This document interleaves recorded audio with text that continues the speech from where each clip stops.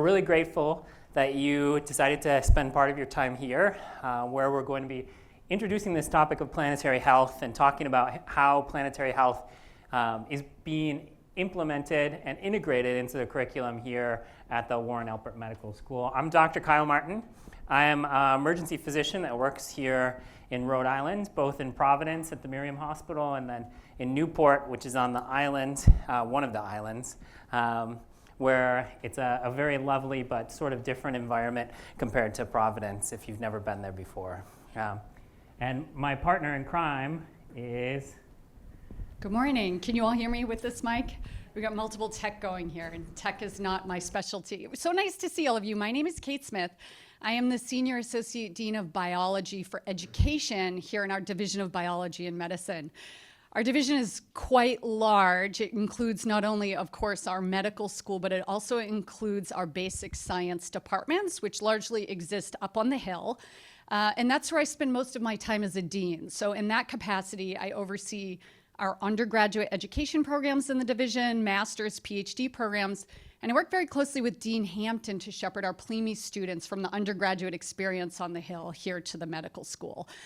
In my role as a faculty member, I have an appointment in medical science, but I am not an MD. I am an ecologist by training and a conservation biologist, and I've long been interested in the ways in which humans are changing the planet and how those changes impact the health not only of humans, which we'll largely talk about today, but also other species on the planet and ecosystems as well. So we're here to talk to you about that work, which we call planetary health. Now, Dr. Martin is an emergency room physician, and I'm an ecologist, and we've been joking with our planetary health students for several years about needing some kind of a joke, like an ecologist and an ER doctor walk into a bar.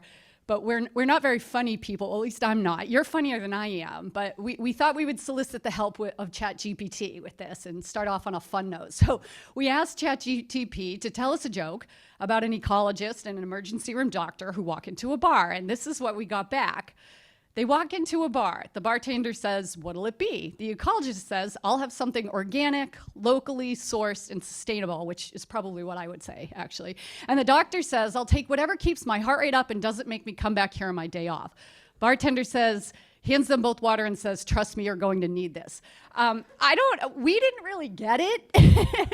I'm not sure that this landed, but you all are laughing, which is pretty good. What we thought it might do, though, is be enough of a bad joke so that anything that comes after this slide really makes us look good. So that's our hope this morning. Okay. Because we are educators, we're giving you your learning objectives for this lecture. This is actually not formal. We hope it's fun and engaged, but this is what we hope to achieve. Upon successful completion of our time together today, you will be able to describe this field of planetary health and why it's important to all of us, not just those who are in medical school. Provide examples of planetary health scholarship and application from the ER to the ecological sciences. And articulate efforts underway here in the division to grow planetary health. So this is what we hope to do with you this morning. And we know we're the only thing standing between you and lunch, so we're going to try to be timely about it and leave room for questions at the end. Okay, let's talk about planetary health. Now, this idea that the environment is changing and it causes health implications is not new. In fact, this has been a topic of conversation for many scholarly fields for some time, but they all call it something different. So as I was growing up in the ecological sciences, we talked about this as conservation medicine. In the veterinary sciences, they might think about environmental change and the health impacts on wildlife as One Health. But it's in the medical sciences that we use the term planetary health to capture what this field is. Traditionally, medical sciences really focused, as you know, on the systems, the internal systems in the human body. But planetary health really seeks to broaden this and think about all of the external systems around us and how those impact our health of our populations and individuals. So let's start a bit from the beginning. If you scale back and look at the human population on the planet, you could say from the global level that our population is in fact healthier than it ever has been in the course of history of mankind. Life expectancy is going up, poverty is going down, and childhood mortality is as well. Certainly not everywhere, but on a global scale. To achieve these gains, however, we have needed to exploit the planet and its resources at pretty unprecedented rates. And you can see examples of that here with increases in carbon dioxide emissions, ocean acidification, energy use, forest loss, water use, and fertilizer use. People today talk about the period of time that we're in as the Anthropocene, the period in the historical record whereby humans are having the biggest and broadest and most intense impact on the planet that we ever have in the past.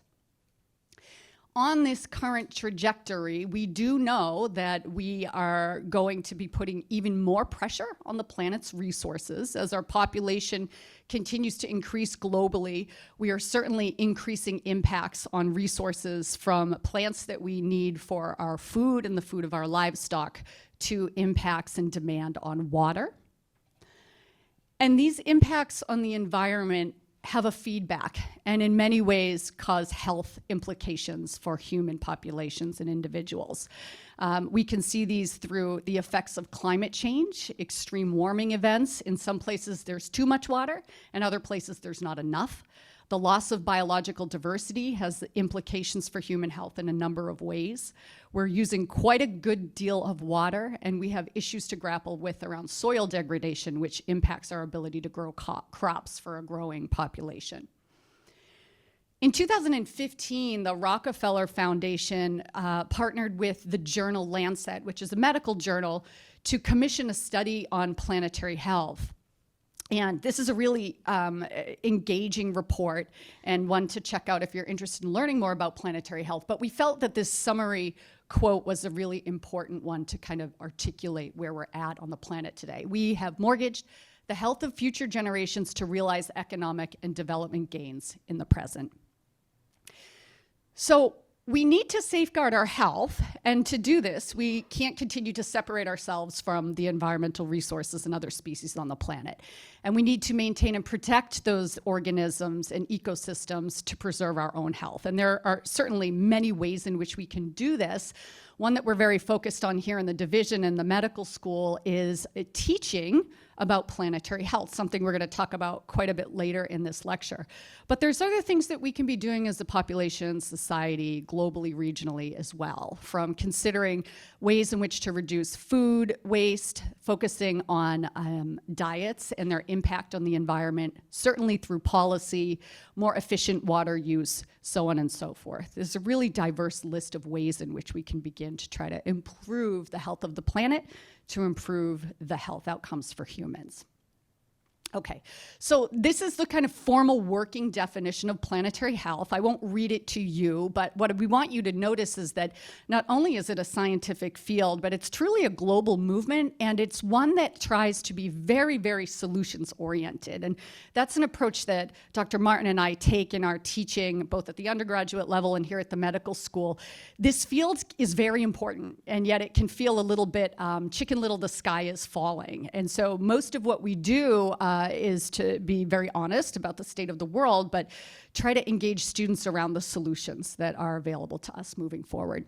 So this definition comes from the Planetary Health Alliance. This is a newer consortium of more than 400 institutions globally that are trying to come together to address the challenges of the Anthropocene. And our Division of Biology and Medicine has application into the Alliance now to be one of those members. So that is pending, which will be very exciting. Okay, just to illustrate very quickly the breadth of interdisciplinary topics that fit within the field of planetary health, we wanted to showcase some of the overarching questions that have been the central focus of publications in Lancet Planetary Health, the journal, over the last several years. Again, this is a field that really does require doctors, those in public health, veterinary scientists, ecologists, policymakers, all of us to work together to be able to achieve the efforts that we deem important. So here are just some examples of how cross-disciplinary the topics are. So authors who've published in the journal have asked questions like which mineral deficiency in humans is related to CO2 emissions, how might urban planning affect rates of dementia, which weather conditions are linked to increases in cardiac admissions, how does our daily commute affect our health, and a decline in which animal population is linked to vitamin A deficiency. So this is quite diverse. This is a really fun field to work in. Often the students will say, I want to do planetary health for a job. How do I do that? And one of the ways that we describe, a successful path is to really find, one discipline that you're especially excited in and go in depth, but learn how you communicate with individuals across the aisle in other disciplines, like an ecologist and emergency room doctor. Okay, so recently there has been a very strong and we feel important call to clinicians, specifically current and future clinicians, to act on planetary health. And this is something that we take very seriously in the medical school. We've been working in the last couple of years to formally integrate planetary health as a longitudinal thread for our students so that you will not graduate from the medical school without an education in planetary health. And in doing that, hoping that we are setting our future physicians up to be able to speak with their own patients about issues related to environmental change and their health impacts to them, but also perhaps engage with policy and advocacy. So we're very excited about this. Okay. We thought we would spend just a few minutes giving you some more meaty examples of the kinds of topics each of us are focused on in our own work related to planetary health, just to continue to showcase how interdisciplinary this is. So I'm going to turn it over to Dr. Martin, who's going to talk about extreme heat and health from his perspective in the emergency room. Awesome. Thanks, Kate. That was a great introduction. So we'll talk a little bit, like Kate said, about two different examples that we have from our own work. Like I said, I'm an emergency physician, and you might wonder, why are emergency physicians so interested in this field of planetary health? I always like to say in the talks that I give that it's a canary in the coal mine sort of situation. So if you're not familiar, the canary in the coal mine was the first warning to the miners that there were toxic gases that were in the air and that they needed to get out.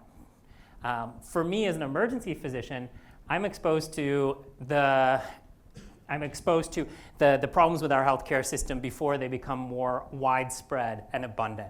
And one of the things that I'm seeing on a regular basis is heat-related emergencies. And this is amongst other types of emergencies as well, but the world is getting warmer. We are just coming out of an El Nino cycle, which is probably contributing to some degree to the warmth that we've been having. I won't go too in depth with that, but we have been seeing a hotter and hotter world over the course of the past 2 years. In fact, the last 2 summers have been 2 of the hottest summers on record. These headlines here highlight some of the things that have been happening and some of the extreme heat that we've been faced with. I don't know if you remember, but in the summer of 2023, the temperatures in Phoenix were above 120 degrees at one point in time. And then there was the longest streak ever of the temperature being above 110 degrees Fahrenheit. My colleagues who are emergency physicians in Phoenix were telling stories about people who would trip and fall on the pavement and would end up getting third-degree burns. You trip and fall, you land on the pavement, and you can't get up, and you end up having to go to the emergency department with third-degree burns. Now, does anyone have any idea what the difference is between a shaded area, the temperature difference between a shaded area and an unshaded area? I thought I heard it back there. Go ahead. Do you want to say it louder?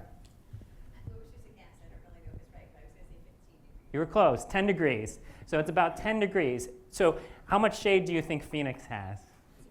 Like 0 shade.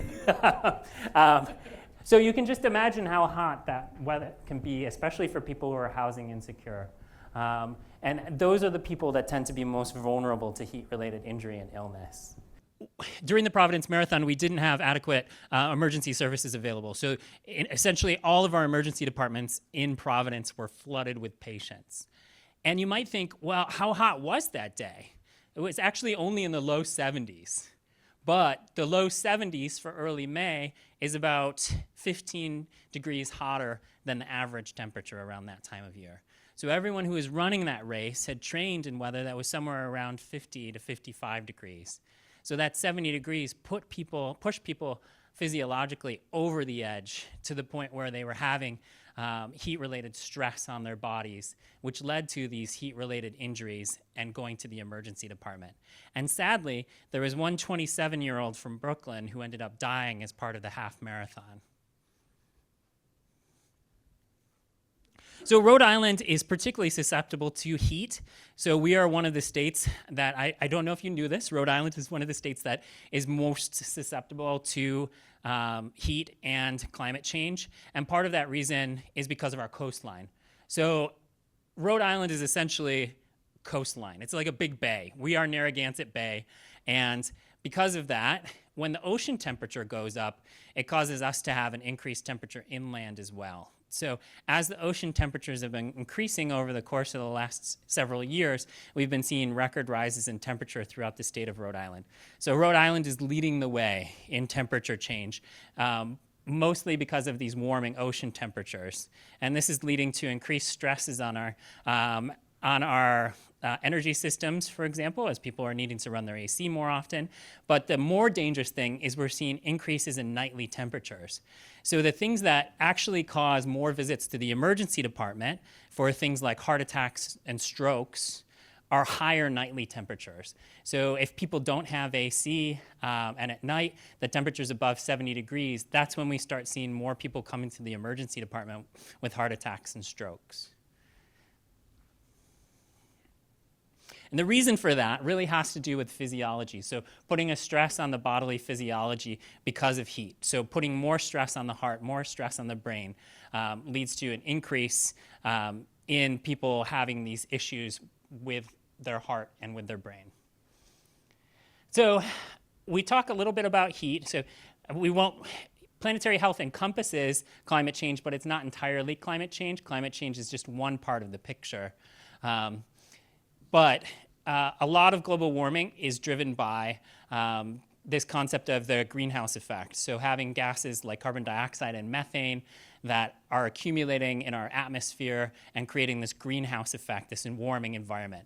But also the way that humans are changing their land use. So we talked a bit about the temperature difference between the shade and unshaded areas. And urban spaces tend to have fewer shaded environments. In fact, we talk about this concept of urban heat islands or urban heat deserts.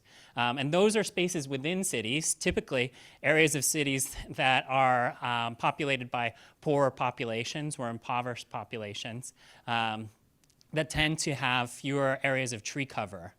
And those areas tend to be significantly hotter, at least 10 degrees hotter, compared with other areas of the city that have more tree cover. When we talk about heat, we also talk about vulnerable populations. So we talk about children, the elderly, and housing insecure individuals. So children are particularly vulnerable in two ways. One, children are vulnerable because people leave them in cars and forget about them. That's the main way that children are susceptible to heat-related illness. The other way is during sports. So the two main sports that we think about in high school, or that I think about and read about in the studies that I'm looking at, are football. And that's probably the one that people think of most often.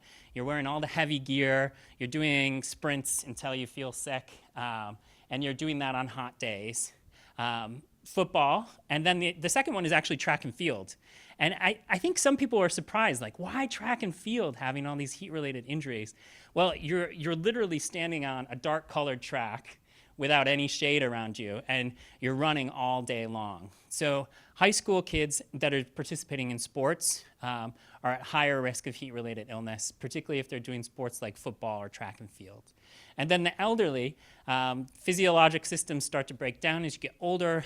You have more health problems. For example, you might have higher risk of heart disease, for example. You may have high cholesterol, diabetes, things along those lines that cause your heart and your body to have to work a little bit harder on hotter days.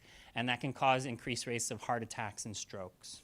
And then there are medications that cause people to be at higher risk for heat-related illness. For teenagers, that might be medications like Adderall or medications otherwise for ADHD that make it harder for your body to thermoregulate, to keep itself cool.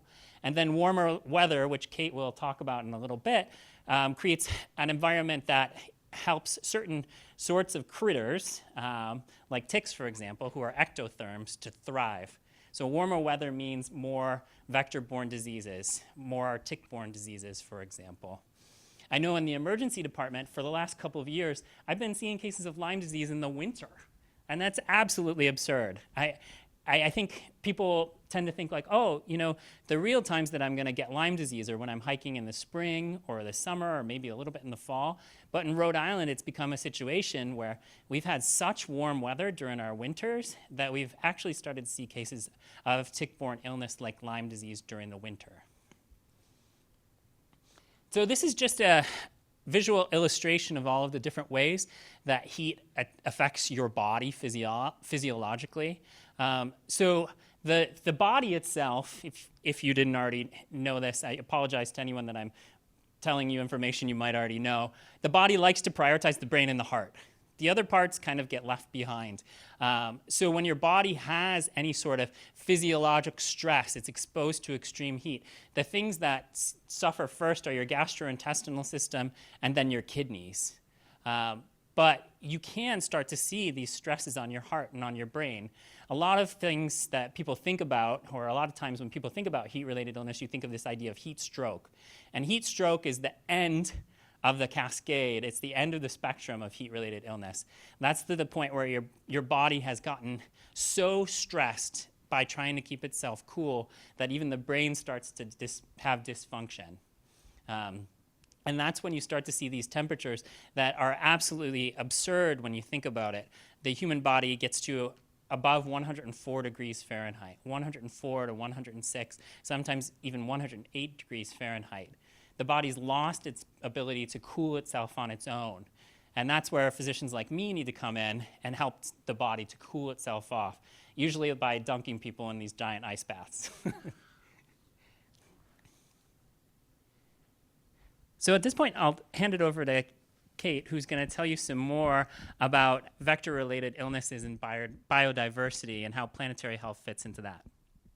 Okay, and we all need to wish Dr. Martin luck because he's running the New York City Marathon next Sunday, where I just looked it up and it will only be a high of 63 degrees. So I think you're good. All right. So as an ecologist, I have long been interested in invasive species, the movement of wildlife, livestock, plants around the planet, and the various risks that come with that. Now, humans have been doing that for quite a long time for a number of reasons, but our trade and travel networks have gotten quite significant in the last century, and so the implications of that really have increased as well. So I want to talk to you a little bit about the movement of exotic pets, the risks to people, and pathogen spillover. Has anybody read this book? You've read this book, fantastic. Would you like to, I'm just kidding. So this is a book that we read in our undergraduate planetary health class. This is fantastic. This is the only book I've ever assigned since being at Brown and since 2007, where every single student has said, I really like that book. That really doesn't happen. So I recommend this.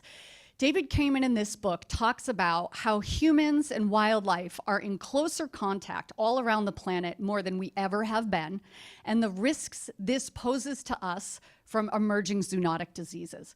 So a zoonotic disease is caused by a pathogen that generally occurs in non-human animal species that spills over into the human population and causes disease in us. There's more than 1,600 pathogens and parasites known to cause disease in humans. Approximately 2/3 of those are zoonotic. They have in the past, or they still do, spill over from animals to humans to cause infectious disease. More than 10 years ago, some colleagues and I were very interested in the extent to which the United States imports exotic animal species and the risk that that might pose to human health in our country. No one had really quantified or looked at this before. So we submitted a Freedom of Information Act request to the U.S. Fish and Wildlife Service for every record that was received for a 6-year study period, 2000 to 2006. On a wildlife organism imported to the United States. Now, we weren't interested in livestock coming in for the purposes of food. We were interested in everything else. Things coming in for research, for education, for zoos, for the pet trade. We didn't know what was coming in. We were very keen to find out what those species lists were and then see what the literature might tell us about the pathogens and parasites we knew were associated with those animals so we would better understand the risk to ourselves. So we got that data. And I want to have a pop quiz, and I'm going to give a prize to whoever gets the closest. Don't worry, I don't normally give presents for good grades, but I'm doing that today. Between the years 2000 and 2006, how many individual live wildlife animals do you think the United States imported? This again, for zoos, education, resources, research for the pet trade, not livestock. Throw me out some numbers. Who said that? 30 million in the back. Anybody? 2 million. 100,000? Is that what you said? 100,000. 5 million. 300,000. 600,000. 50 million. Anybody else? Going once, going twice, one last one. 1.5 billion. Who got the closest? Was 30 million the closest? 50? All right. You get a copy of Spillover. Great book. You'll have to email me and tell me if you enjoy it. Okay, we're going to have a book club. So can you believe that number? 1.5 billion live animals imported in a 6-year period. They came in from nearly 200 nations. More than half were collected from the wild versus, for example, rearing them in captivity and then selling them to the United States. More than 2,000 were species not native to the United States, and almost all of them were destined for the pet trade in this country. We were pretty shocked. So we were very interested in then looking at those 2,000 species and scouring the literature to identify every pathogen and parasite ever documented with each of those species to determine which of them might be zoonotic that could harm humans. We also looked at ones that might harm our own native wildlife and livestock, but I'm not going to talk about that now. So we had an army of amazing students work with us on this, and we looked at the more than 190 genera of mammals to identify which zoonoses were associated with those ones.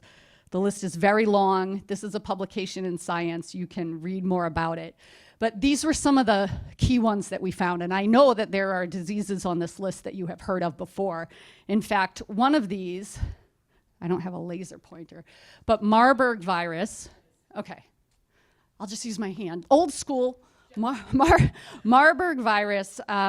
Just 2 days ago, there was a news article in Nature. Animal to human viral leaps sparked deadly Marburg virus outbreak in Africa now. So these are zoonoses that are known to us in animal species we're importing to the United States. This is a highly under-regulated trade. This is just the legal trade. This isn't even considering all the illegal imports to the country. So if you are interested after this talk, I can talk about the long policy journal to try to make some changes here. But this is really just to show you what the potential risks are for us from the exotic pet trade in this country, which really nobody knows about. In 2022, there was an outbreak of monkeypox virus worldwide, but few people remember that in 2003, there was an outbreak here in the United States. Monkeypox virus is endemic to Western Africa. It is harbored by a number of different rodent species. It doesn't cause disease in those species. They're called reservoir hosts. These are animals that harbor a pathogen that can spill over to humans, but it doesn't cause disease in the animal. Somebody imported a shipment of more than 700 rodents to Texas for sale in the pet trade. It included a number of different species who were reservoir hosts for monkeypox virus. These animals were housed in a facility in cages right next to cages that included prairie dogs. Now, prairie dogs are native to the United States. There's 5 species throughout the western states. Monkeypox virus spilled over from the African rodents to the prairie dogs. The prairie dogs were then sold into the pet trade, and infection then spilled over into their new owners. This was a very small outbreak, but this has never happened before in the United States, and we were able to suppress it very quickly. But it left ecologists like me wondering, had these prairie dog species been released accidentally or on purpose back into the wild and made their way back to the colonies in which they thrive, which are very high, dense animal populations, is it possible that monkeypox virus could have then become an endemic pathogen in the United States? We've been studying this in other species as well. This is a tokay gecko. You can buy this at Petco for $7. Very popular species. We have tracked the pet trade in tokay geckos out of Indonesia into the United States and found that they carry a number of Salmonella strains that are actually common to livestock because they're intermingling with livestock in the regions where they're collected. They're brought into the United States. There's fungal pathogens that move through the amphibian pet trade that have caused mass extinctions of a number of amphibian species worldwide. And there are fungal pathogens that have come into the United States, not from the pet trade, but actually through the importation of gear and equipment associated with spelunking that has gone on to infect bats in North America and is causing massive population declines. Now, when bat populations in North America decline, what population goes up? Mosquitoes. Okay, so those are two very quick examples from Dr. Martin and I about the kinds of things an emergency room doctor is thinking about and an ecologist is thinking about in planetary health. Again, really just in the hopes of illustrating to you how interdisciplinary this field is. So we want to spend the last 10 minutes or so telling you about our efforts underway in the Division of Biology and Medicine, again, from the undergraduate level to the medical school, to really grow planetary health. I'm going to hand it over to Dr. Martin to do that. All right, here we go. All right, so we are doing so much here at the medical school here at Brown University related to planetary health. We've talked about the longitudinal integration of this concept into the curriculum, and this demonstrates some of the students and what they're doing right now related to planetary health. I think Kate mentioned this in the beginning. When we talk about planetary health and why we think it's important for future physicians to have knowledge about planetary health, it's because typically medical school in the United States has been all about internal systems. So you learn about biochemistry, you learn about physiology, you learn about how the different organ systems function. So you learn about the heart, the cardiovascular system, the respiratory system, the renal system, the neurologic system.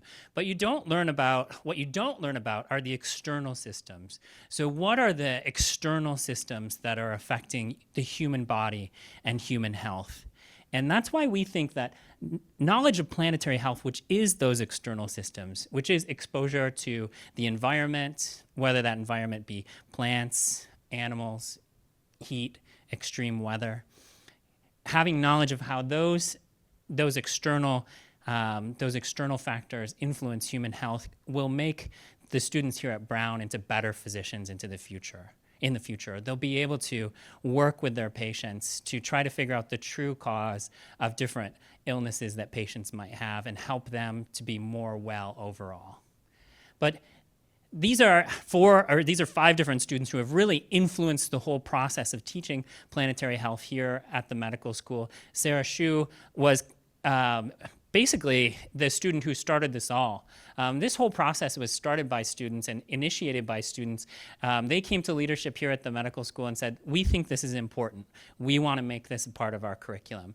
And one thing, I don't know, as parents of people who are here at the medical school, if you know this, but students here at the medical school have a lot of power.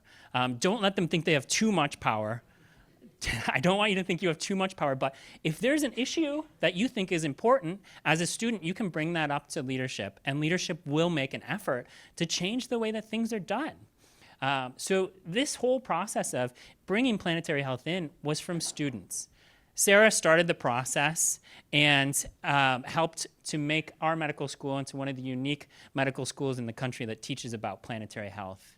You might not know this, but even less than 50% of medical schools in the United States teach anything about climate change and health, and that's not planetary health, that's climate change and health, and the influence that a changing planet has on patients and illnesses. So we are a unique institution in that respect. So Julia Santini's one of our, I believe she's a PGY4, or I'm sorry, she's a MS4 now, but she developed a module for the doctoring curriculum. So you might not know this, but the doctoring curriculum is when students learn how to do their physical examination. They learn how to really learn those intangible skills that come along with being a doctor. So learning how to interact with patients and understand some of the various factors that go into being a good clinician. This next week, first-year medical students will have a module that's focused on planetary health, and they'll learn how to collect something called an environmental exposure history. So what that allows is for medical students and for physicians to ask questions of patients that are coming into the clinic or the hospital and figure out what potential exposures might exist. So things like in Providence, in the south side of Providence in particular, we have a huge issue with lead exposure. So helping to identify sooner rather than later if people might have exposures to things like lead. Other sorts of exposures might be occupational exposures or even things along the lines of heat. So if people don't have access to things like air conditioner or live in urban heat islands. So Julia helped to develop that module, which has been present in our doctoring curriculum for the last 3 years. Lawrence is one of our second-year medical students here, and he has been working with Bryce Perler, who's a gastroenterologist here in the community, to introduce composting to the Rhode Island Hospital cafeteria. And that is something that I don't know if anyone's worked with large bureaucracies before, but is a huge, huge change. Making small changes, even like composting in cafeteria with a big organization like Brown University Health, formerly known as Lifespan, is a huge thing. And this is a medical student-driven initiative in partnership with one of our local gastroenterologists. Emily is now a third-year medical student, and she helped to organize an Earth Day fair at Vartan Gregorian over in Fox Point. So had different stations talking about different aspects of the changing planet and how that could influence the health of these 4th and 5th grade elementary school students. So talking about things like increased sun exposure, heat, and how to stay safe if you're going to be outside in warm weather, and talking about even things like water safety. As our oceans are warming, then we're seeing different populations of animals that are coming into our oceans, different types of bacteria that are present as well. So Emily led the initiative there at Vartan Gregorian for 4th and 5th graders. And then Katie Wainwright is another second year medical student who's here. She's a very impressive second grader, but because she is leading an initiative in the anatomy lab to reduce waste. So small ways and big ways that medical students who are here are taking the initiative to change the way that things are done and to change the way that future physicians are being prepared. So this is the Planetary Health Report Card. This is what has typically been used to assess the performance of medical schools across the country and internationally now in regards to planetary health. And this includes various sorts of components to it. There are different components like curriculum, research, community engagement that are included in there. And this is what we use at our institution to drive our priorities. So to help Kate and I and the other leadership here at the medical school figure out what next steps we need to take in regards to the development of planetary health here at the medical school. We are always moving in the direction of, this is Brown, so we want to get an A+ on everything that we do. We're not quite there yet, but we're moving in that direction.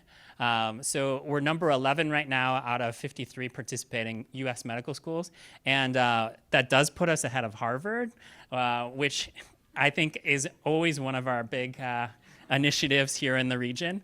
But we're striving to continue to get up that list as we develop all of the various sorts of community engagement connections, continue to develop more curriculum, and do more research in partnership with clinicians as well as people in the various departments of Brown's undergraduate campus.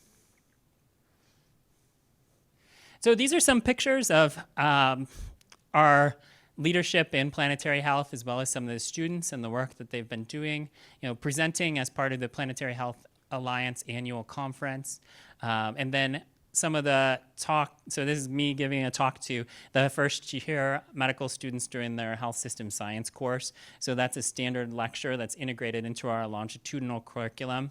And then we have a group of students who are engaged in the, it's called AMS Eco, which is a group here as part of the medical school that focuses on environmental issues and planetary health. We also have a pre-clerkship elective course that's focused on planetary health. And this is last year's cohort over here that took the course. And this year we just, I know I don't want to spoil too much because we'll talk about it later, but we just introduced a planetary health scholarly concentration. So what that entails is 4 years worth of students doing work in planetary health, culminating in a scholarly project, which can have anything to do with those fields that I talked about: curriculum development, research, or community engagement as well. This is important to us. Brown is a unique institution in the sense that we are biomed. So the medical school and biology are one. And as part of that, we have made the push, and successfully made the push, to change the mission statement of biomed, so the Division of Biology and Medicine, so that it includes planetary health. So in 2023, we changed the mission so it now reads that the mission of the Division of Biology and Medicine at Brown University is to advance knowledge and the health and well-being of people and the planet. And this puts us in a unique position. Few other institutions have, as part of their mission statement, this important concept of improving the health of people as well as the planet. All right. So what we're hoping to do is to continue moving in the direction of developing what we've already established. And what that means is building on these 4 pillars of the Division of Biology and Medicine. So building on education, building on research. So trying to facilitate more research across all 3 of our campuses, whether that's including undergraduate students, students in the School of Public Health, as well as students within the medical school. How can we bring together more people to increase research in this broad discipline of planetary health? How can we help to be a leader on a national scale to create this institution that can really make a difference as we're seeing the world changing? We're also working on trying to do more community outreach and community engagement. That's one of our big missions. And as we are progressing, I think one of the main ways we want to do that is through the educational system here in Providence. All right, Kate, I'm going to hand it off to you at this point. I can take it. I'm going to keep us moving a little fast here because we want to make sure we have time for questions. So we've made truly the most headway in education. So those 4 pillars that Kyle just mentioned, those are the 4 pillars of our division. We aspire to be great in education, research, clinical settings, as well as community engagement. Planetary health in the Division of Biology and Medicine is now really taught at all levels, from the undergraduate concentrations up through the medical school.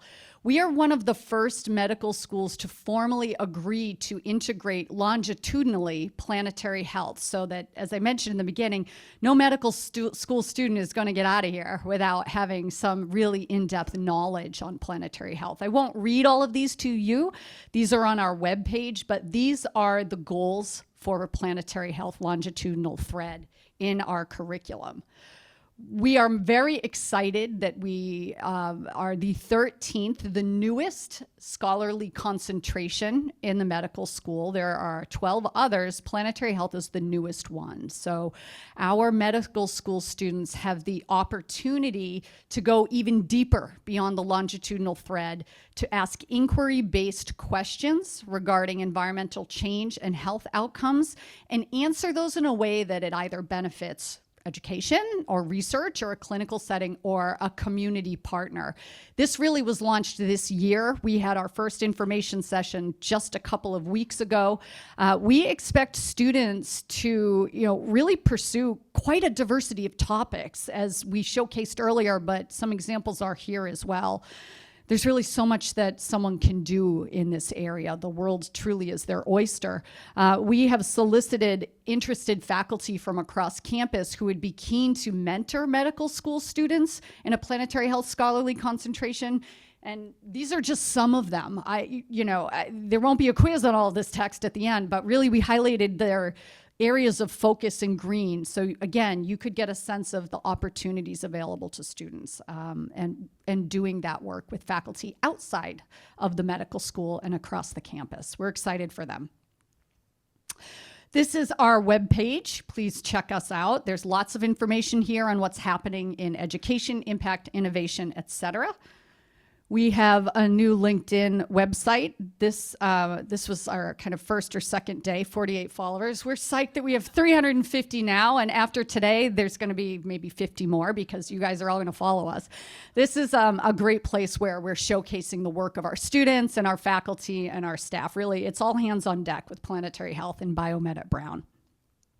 Okay, a couple of things that are in the works, and then we'll take some questions. So we are right now working to formalize a planetary health initiative in the Division of Biology and Medicine. And so we will be pulling together a steering committee of individuals across the division to help us articulate our planetary health mission and vision and opportunities moving forward. That will be underway here in the next few months. We have a membership pending to the Planetary Health Alliance, so we will be the 451st institution, I hope, that's a member of this alliance. This is important for a number of reasons, but one thing it will do is offer formal opportunities for our students to serve as ambassadors to the Planetary Health Alliance, engage with other institutions, and receive formal training. Very excited about that. We are beginning planning and thinking about a planetary health symposium for all individuals at Brown in the spring. We hope to also invite many of our colleagues and neighbors across Rhode Island. There is a lot of work that needs to be done to focus on environmental change and health for the Ocean State, and so that will be a theme of this first symposium, but we aim for that to continue. So please come if you see the invitation. All are welcome. And our concentration has been launched. Our students are starting to meet with us now to consider projects, and we'll be applying to that formally in the next couple of months. So this is where we're at with planetary health in Biomed now. I hope we have achieved our learning objectives with you so that you have some sense of what planetary health is, why it's important, the very broad array of things people focus on who are doing scholarly work in this area, and what's happening in the Division of Biology and Medicine.